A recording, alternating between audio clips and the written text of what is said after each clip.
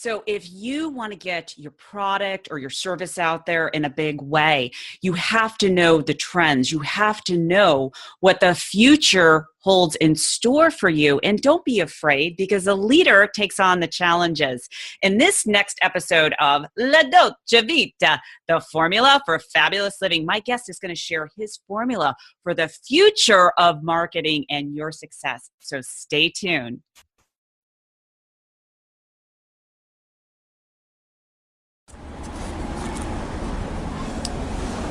Frankie Lee, dimmi, quale senso della vita? The meaning of life is to live la dolce vita, which is the formula for fabulous living. Hi, my name is Heather Picken, and welcome to the La Dolce Vita show, the formula for fabulous living. I'm the catalyst in helping you to be more confident, create your dream business, and attract elite clients and live a fabulous life. Here's Heather helping you to upgrade your life to fabulous.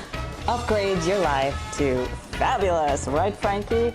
You're fabulous.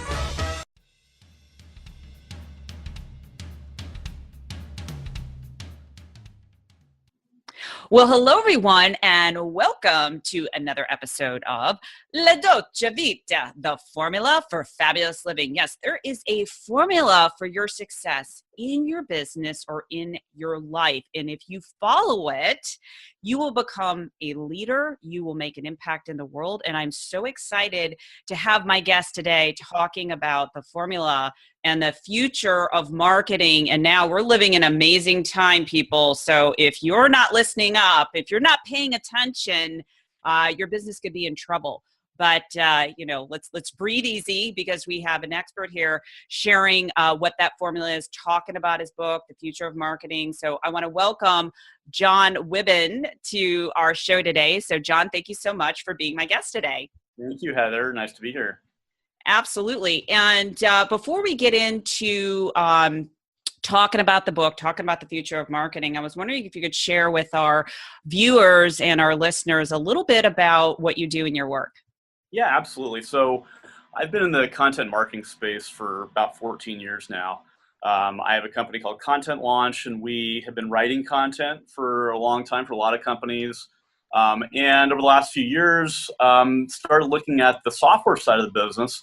And a lot of our clients, our agency partners, really were telling us that they needed a platform that they could, plan, create, distribute content all in one place. And after a while, after hearing that over so many years and months, we finally said, we should build this. So we spent the last couple of years building a content marketing application, and that's actually coming out next week, I'm very happy to say. So it's been a lot of starts and stops, and talking to users and all that good stuff, but really happy about it and looking forward to getting it out there. I also wrote 2 other books on content marketing, so this is my 3rd book. And so the last 2 books were more about, content marketing strategy, tactics, how to get it done.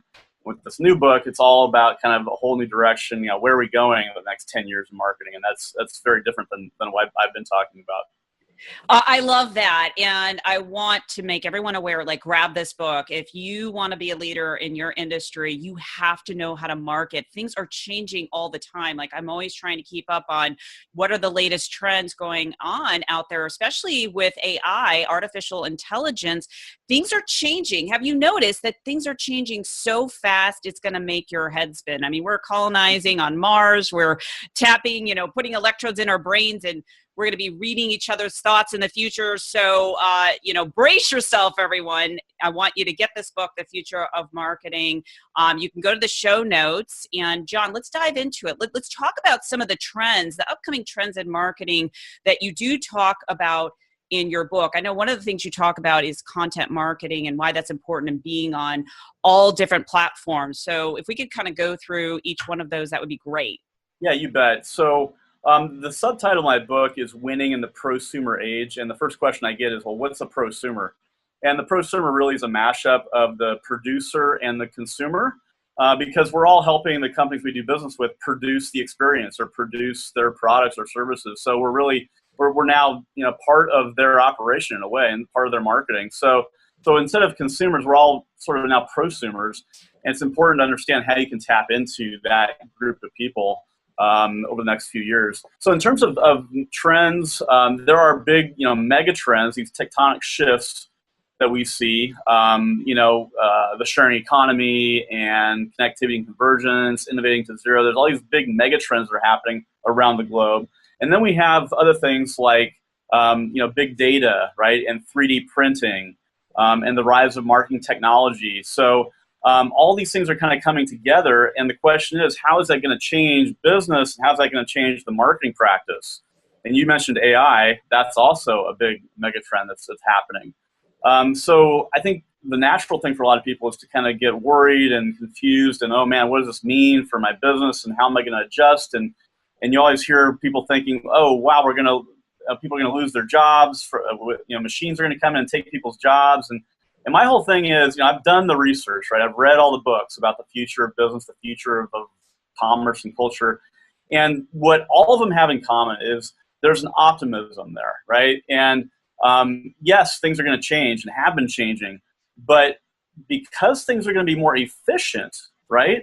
That's going to reduce the cost of everything across the board. I know that sounds counterintuitive for people because you always think, well, things are more expensive now than they were 30 years ago. And yes, that's true, but we don't have the technology.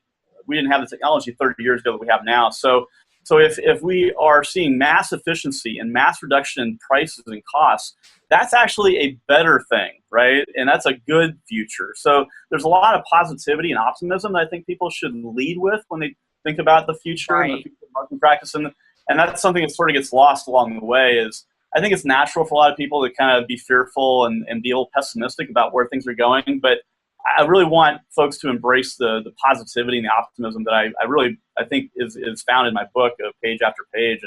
And because it's true. I mean, things are going to be better. Yes, there will be challenges, but in large part, things will be better than they are now. I love that because it does give, hope for people. They don't have to get into their freak out moment. And that's why, it's important to read books like yours to really be on the cutting edge and not get lost in the sea of overwhelm, because there's a lot of different marketing strategies that you can implement. And I like what you're saying, now the cost will be cut down. Like take Facebook Live, for instance. Anyone can broadcast themselves online and literally get hundreds and thousands of views and monetize their business with no marketing cost. Right. Exactly. That's true. And that's been the case for a while now in terms of, getting connected to people, right? I mean, that's social media helped us do that, right? And I think social media, the whole rise of Facebook and Twitter and LinkedIn was sort of a glimpse into the future of where things are going, right? So there's going to be more of that, right?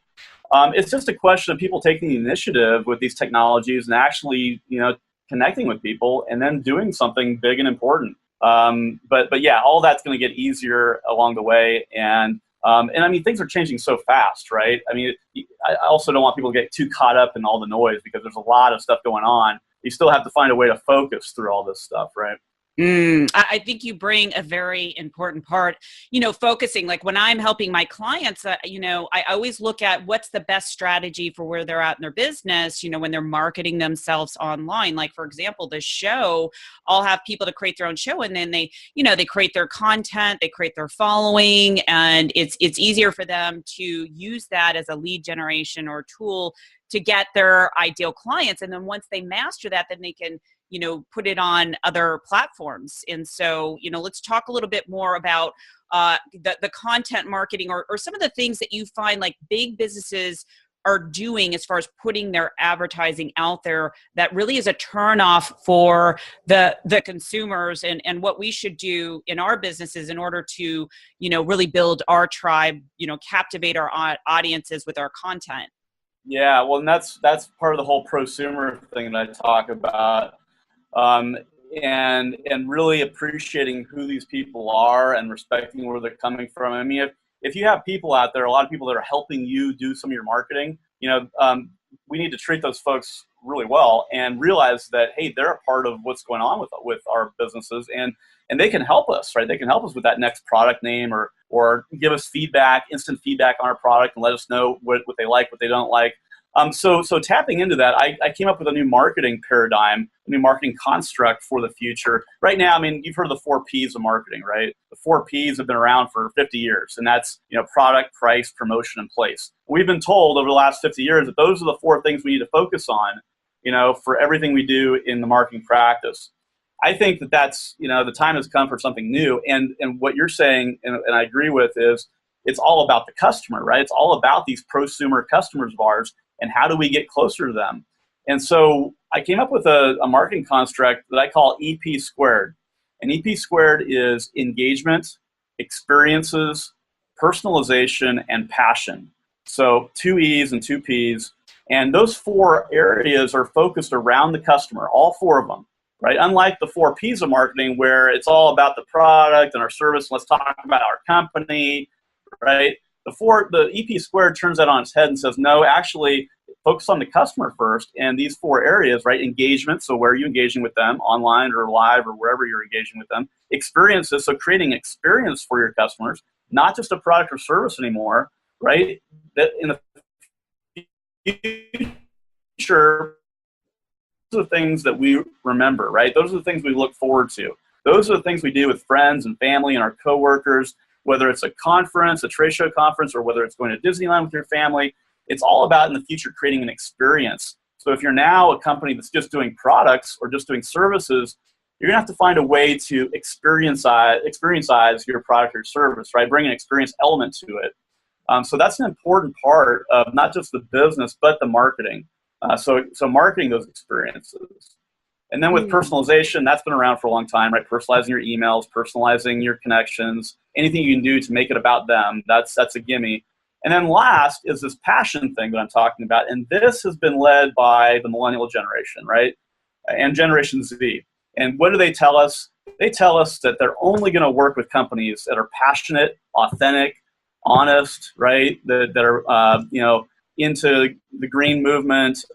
And they won't work with you if they feel like they're being sold to, okay? And we're talking about millions and millions of people, 2 entire generations that are saying, hey, we want to work with companies, we want to be customers of companies where they are passionate about their company, passionate about their products and services, and so that we can get passionate right along with them, right? So all of that being said, I know it's a long answer to your question, but yes, it's all about the customer. It always has been, but it will be forevermore now, more important. And this EP squared marketing paradigm, I think, really addresses that element and why it's going to be more important over the next 13 years. I love how things are changing, and it is positive because if you look at, how big businesses are thinking about how they're marketing and branding, it's no longer kind of that patriarchal type of, feel to it. It's kind of a balance of both the matriarchal and patriarchal in order to create the transformation, because now, you look at big corporations that are falling apart, dealing with corporate greed and that, that business model no longer is working, and people are smart, consumers or the prosumers, we are smart, savvy people. We're not going to put up with this. This is kind of a funny story. So I was on Facebook the other day, and how you read all these different things in the feed, and I came across one company, I won't name it, but let's just say it was a breakfast place, and it was this whole story on how someone got fired there, like a waitress got fired there, and every comment on one of their pictures, like in the menu, was like, oh yeah, you fired so-and-so, and no one that was managing the social media there made any comments or deleted it. So this basically had ruined their reputation, for their brand, because people are gonna, they're gonna voice their opinion. Yeah, and there is the prosumer right there, right? So the prosumer can be a very positive thing for you, but if the stuff hits the fan, right, they can also be maybe a little bit challenging or negative if you're not doing your job, right? If you're not being authentic and transparent and all that, right? So it's important to make sure that you're in good stead with your customers and your prosumer folks, because that kind of thing can happen too, right? So yeah, good point. No, yeah. So to be aware, I mean, because people can be brutal. Let's face it. So you gotta be careful. And I always believe, you're always going to have those people that aren't aligned with you. It's just how it is. And to me, I always say you've got to lead with what you're most inspired. Your voice, your vision, your mission. And those people that truly are aligned with you, they'll come on board. They'll say, okay, great. I want to work with you, or I want to buy your product or service. Yeah. And when they come on board with you, a lot of them will really come on board with you. Right. And they'll do anything. They'll bring new customers to you. They'll give you a testimonial. They may give you a case study. Right. So the really passionate customers of yours will do a lot more than they would have 10 years ago or 20 years ago, because they have more power, more influence, among other things. But I think you see that with millennials. If they really like a company, or they really like the products of that company, they'll really start talking about it. And I mean, they can do a ton of promotion and marketing. Just one person with a huge following can do tons of promotion for that company, right? So I think it's time for, big companies, small companies, all companies of all sizes to really appreciate and embrace these people. And that's why I'm saying this really is a new age. This is the prosumer age, and people need to really understand the new dynamic, the new power structure, if you will. I mean, 15 years ago, could we do any of this? No, we couldn't. And then, now it's like 10 years from today, what's that going to be like? And so I cover some of that in the book. Obviously, some of the things I'm talking about are not going to happen, right? But I always say, if you're a futurist, if you're batting 300, you're doing good, right? Because no one knows what's going to happen in the future. But if you're getting 3 out of 10 right, that's pretty good. Absolutely. I was I was doing some research on Leonardo da Vinci, and man, he was really ahead of his time, because he was one of the first people that had a drawing of a robot. I mean, that is just mind-blowing when you think about, some of the prophecies or predictions that people back in the Renaissance age were doing, and even before that, and how this is all coming to fruition. I mean, it's pretty, I think we live in pretty exciting times. I mean, would you agree? I do too. And I think that's the natural bend for most entrepreneurs, is to be very optimistic, and maybe even to a fault, right?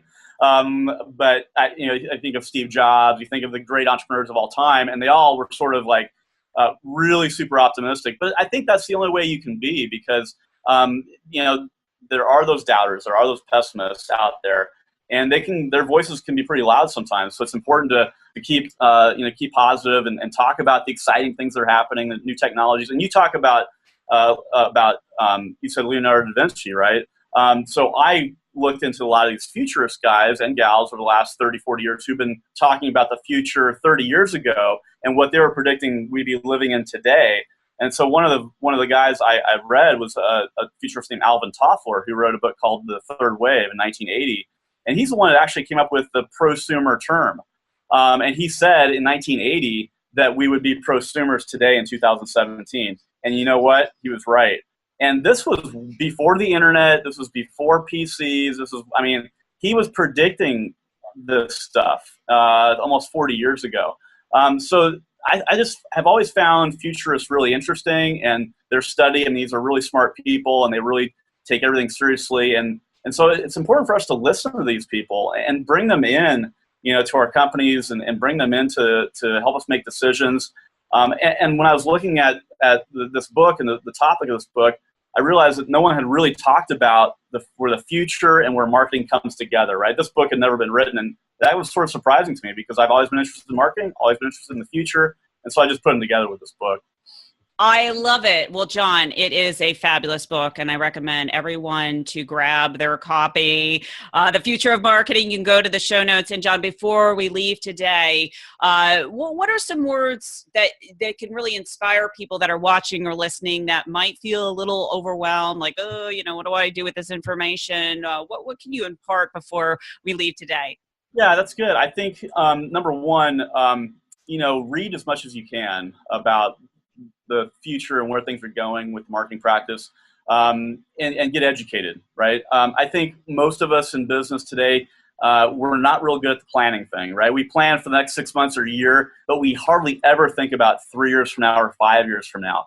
We need to get better at that, and we can. We just need to, set our brains on that kind of path to be better long-range planners. And so this book, Future Marketing, is really for those kind of people who want to, think and visualize and plan for the next 5 years. And, they may read a chapter or two and then put it down and think, brainstorm with your team and talk about it and get some ideas out there.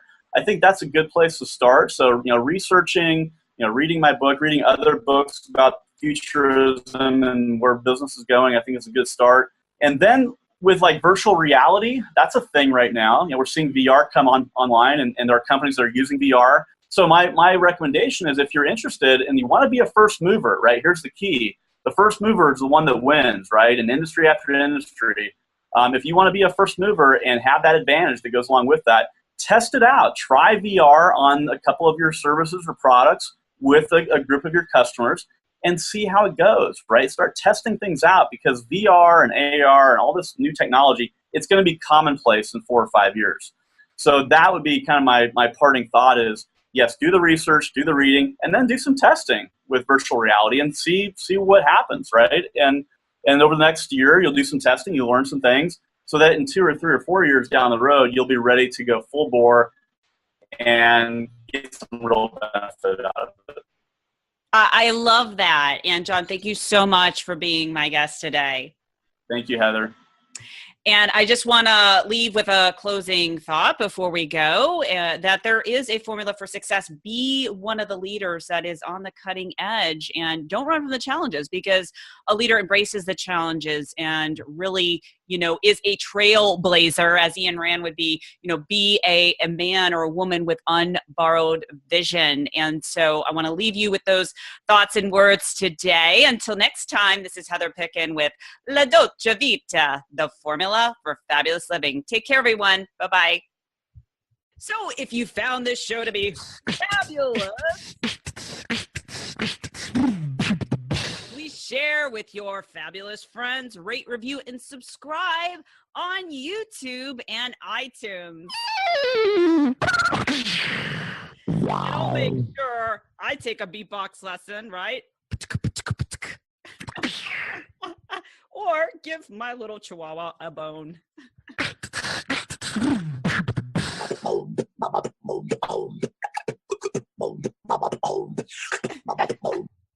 That's me. Fabulous.